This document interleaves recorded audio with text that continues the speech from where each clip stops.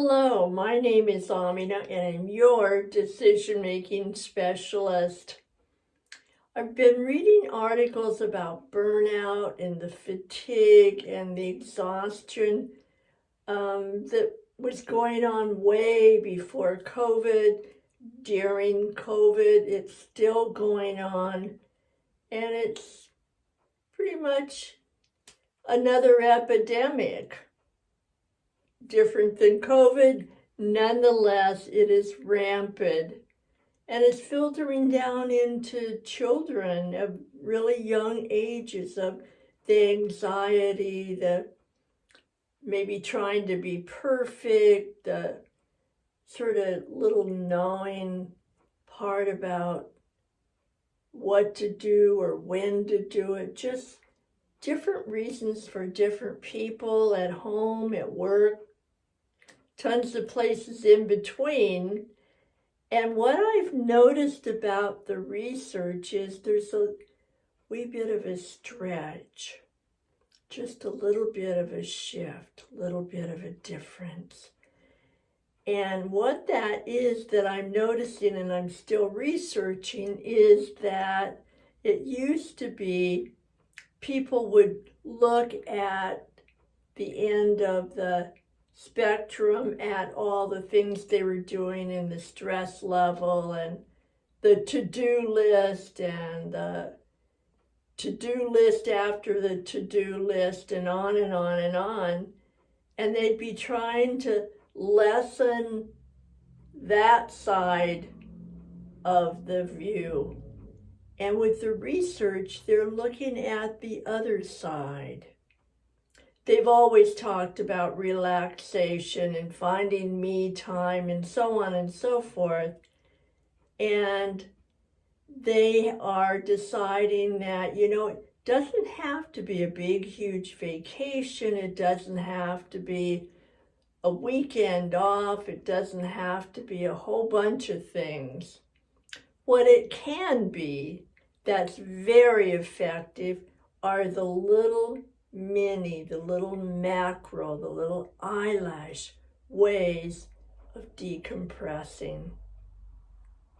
We've talked about the essentials of exhaling, and we've talked about bringing the shoulders, just they come up here, just drop them down. We've talked about the thumbs being forward and your hands, your palms facing your body. We've talked about the value of blinking and their value of just coughing. I mean, of course, cover yourself when you're out, do it in private, and just that coughing makes a shift. We've talked about just walking in place, clapping, anything that's physical. And I was finished reading and I was just kind of letting my mind wander, some cloud time, which is also a nice thing, just to have a given space and time that your mind can just wander, even though it's just small, it matters. And so one thing that I remembered is something that my mom taught me. And I thought, I don't know. So I tucked it away in my toolbox. And I remembered it yesterday, and it still worked. So I'm going to pass it on to you. Hopefully it works for you. If it doesn't seem to be your cup of tea, then I believe that it will stimulate some part of it that will fit for you, or something new, or maybe something that you have been taught by somebody and just kind of forgot along the way in the middle of the busyness. Now, this is very simple. If you can, turn off the lights. If not, cover your eyes with your palms, cup them around, get them situated so that you don't see light coming through. So it's that you're just staring and then have your eyes open, and then you're just staring into your hands, which is like staring into a dark room. And just lightly stare, and until you actually can feel a relaxation. So if you can turn out the lights, fine. If you can't, just sit, cover your eyes, bring your hands so that you don't see the light, and just look into that darkness.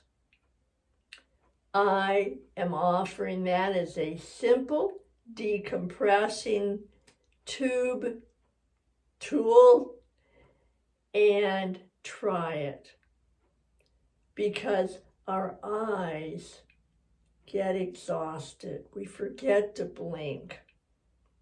We stare at the screen, we stare at something else, and even if we do blink, they really don't get rested.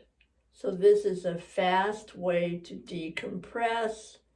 Add to your toolbox, cover your eyes, stare. And that kind of staring will relax your eyes and your mind. Exhale while you're doing it. And I know that will release some of the tension immediately. And that's what we want. All right. Thanks for coming. I'm glad you're here. Keep safe. Help someone around you feel safe. And know that you are very important and your decompression is essential. All right. And as always, bye for now. Come back. I'll be here.